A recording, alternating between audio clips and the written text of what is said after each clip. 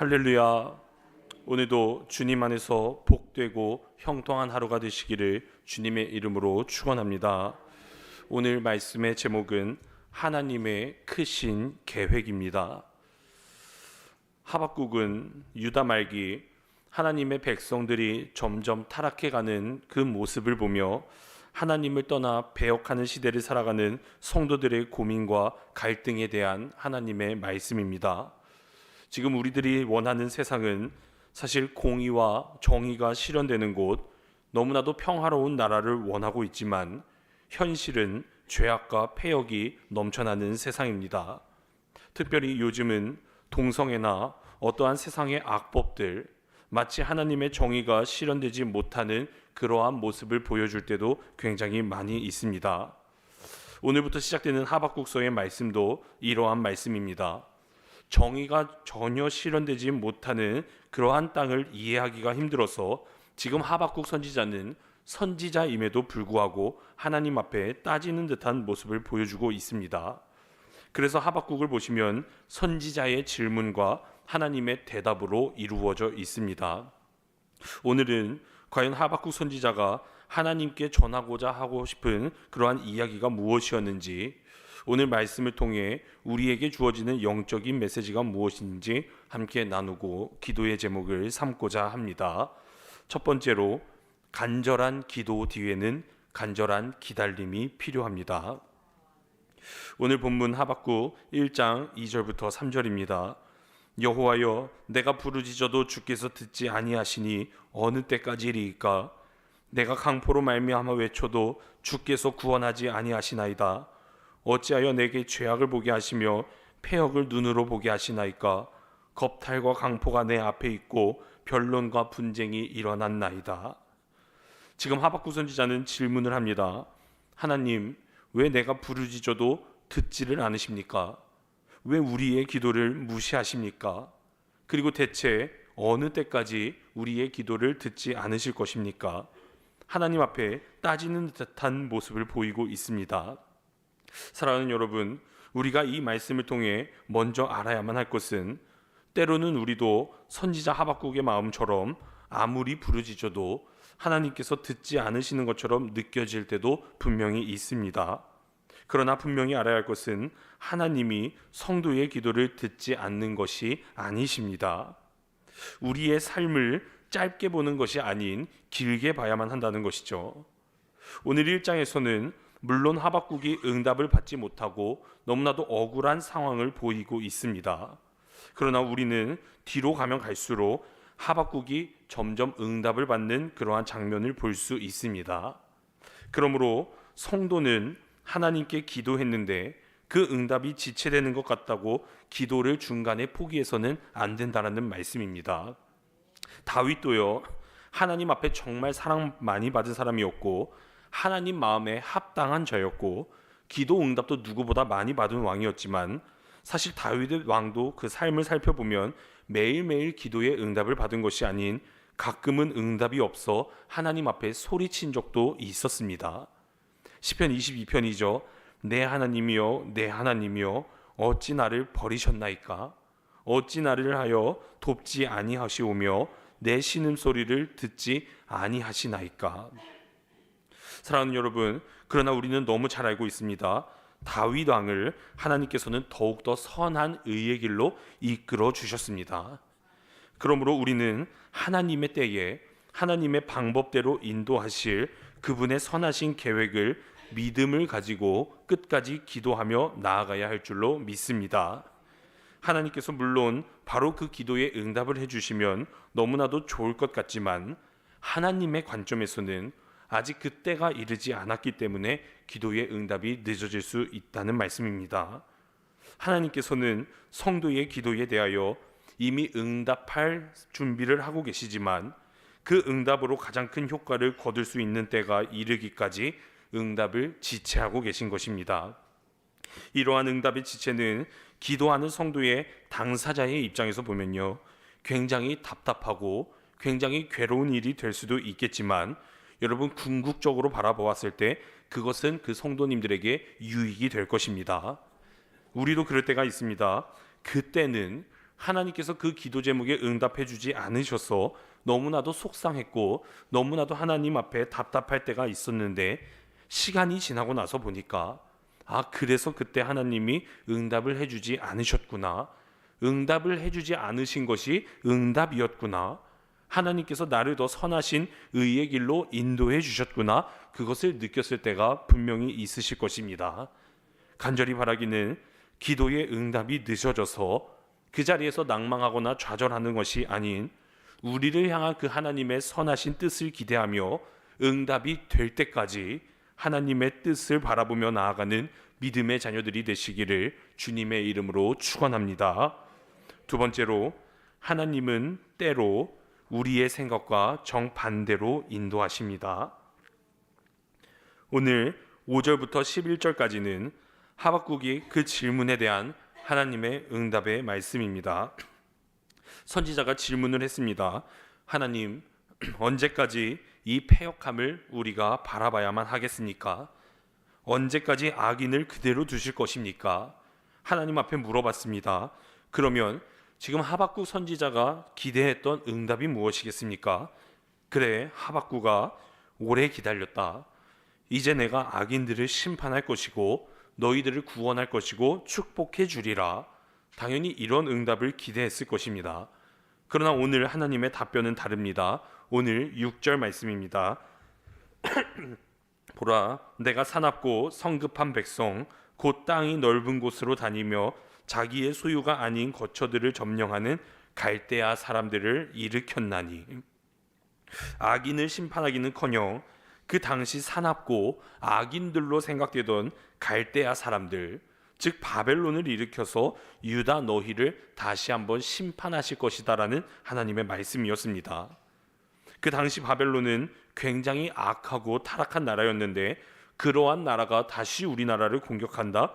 이것은 차라리 듣지 않는 게 더 좋았던 답이었습니다. 지금 하박국 선지자는 하나님을 이해할 수가 없었습니다. 사랑하는 여러분, 여러분들은 오늘 이 답변에 대해서 어떻게 생각하십니까? 저였으면 너무나도 섭섭할 것 같습니다. 이게 무엇입니까, 하나님? 이거는 좀 아니지 않을까요? 그러나 오늘 말씀을 통해 우리가 생각해 봐야 할 것은, 하나님께서는 항상 우리의 기도와 우리의 기대대로 응답하시지는 않으신다라는 말씀입니다. 그것이 나의 지식으로는 이해가 되지 않더라도 궁극적으로 참된 선을 이루실 하나님의 최선의 응답이라는 말씀입니다. 사람들이 그렇습니다. 너무나도 나약한 존재여서요, 당장에 나의 눈앞에 있는 그 문제가 해결되지 않으면 그 뒤에 있는 하나님의 크신 뜻을 바라보지 못한다라는 겁니다. 당장의 유익만 구하는 게 바로 우리들입니다. 오늘 이 바벨론을 일으켜 유다를 치겠다라는 하나님의 응답도 사실 그 다음 장에 나오는 이야기지만 궁극적으로 유다의 의인들에 위한 답변이었습니다. 이 당시 그들에게는 너무나도 필요했던 연단의 과정이었습니다. 이처럼 살아가다 보면 우리의 생각과 그분의 생각이 전혀 다를 때가 있습니다. 그런데 여러분, 그때는요, 절대로 우리의 인간의 지식으로는 하나님의 뜻을 이해하지 못합니다. 하나님께 섭섭할 때도 있습니다. 그러나 이제는 그런 상황의 원망으로 하나님 앞에 나아가는 것이 아닌, 우리의 생각과 우리의 기도와는 다른 응답이라고 할지라도 그것이 하나님께서 나에게 주시는 최선의 응답임을 믿으시고 선한 의의 길로 인도하실 그 하나님께 순종함으로 나아가는 우리 모든 성도님들 되시기를 주님의 이름으로 축원합니다. 마지막으로 세 번째, 작은 죄여도 회개해야만 합니다.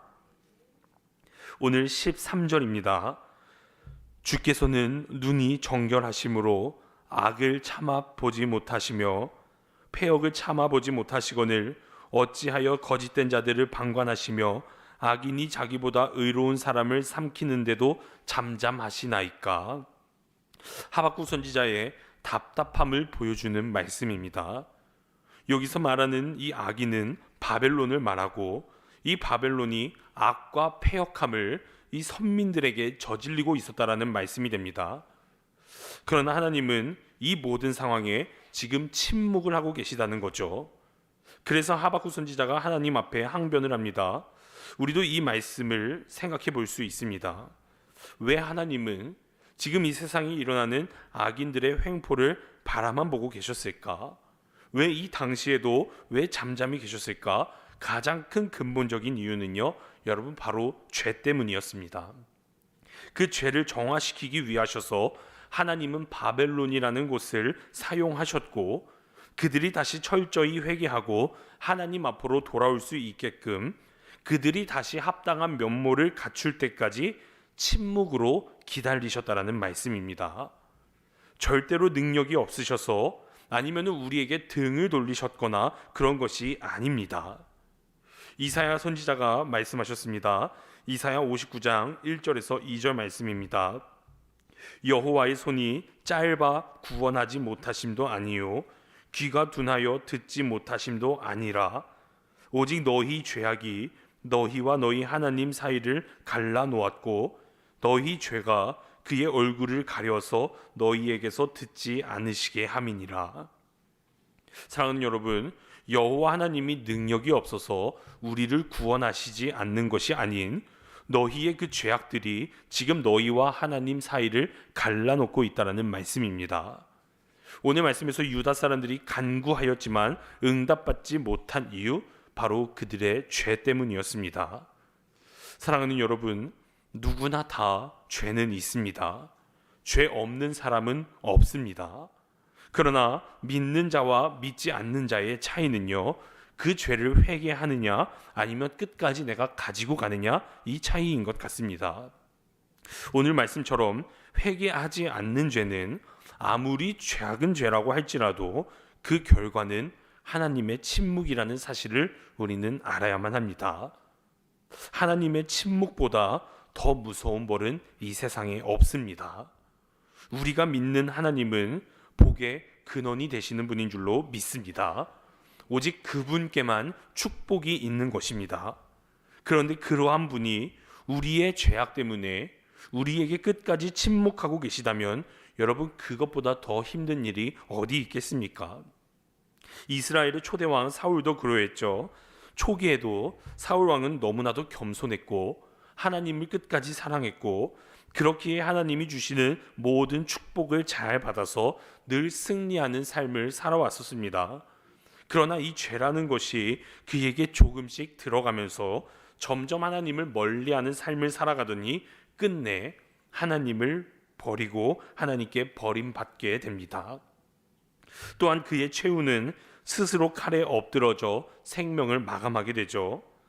만약에 사울이 하나님 앞에 철저하게 회개하고 하나님 앞에 엎드러졌다면 하나님께서는 분명 사울의 인생을 다시 이끌어 주셨을 것입니다.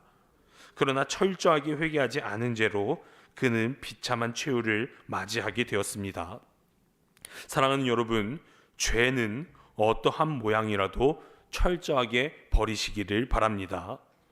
그렇게 구별된 삶을 살아가려고 애를 쓰게 될 때에 하나님은 우리를 세상과 구별시켜 주실 것이고 우리의 삶을 더욱더 축복받는 귀한 인생으로 이끌어 주실 줄로 믿습니다.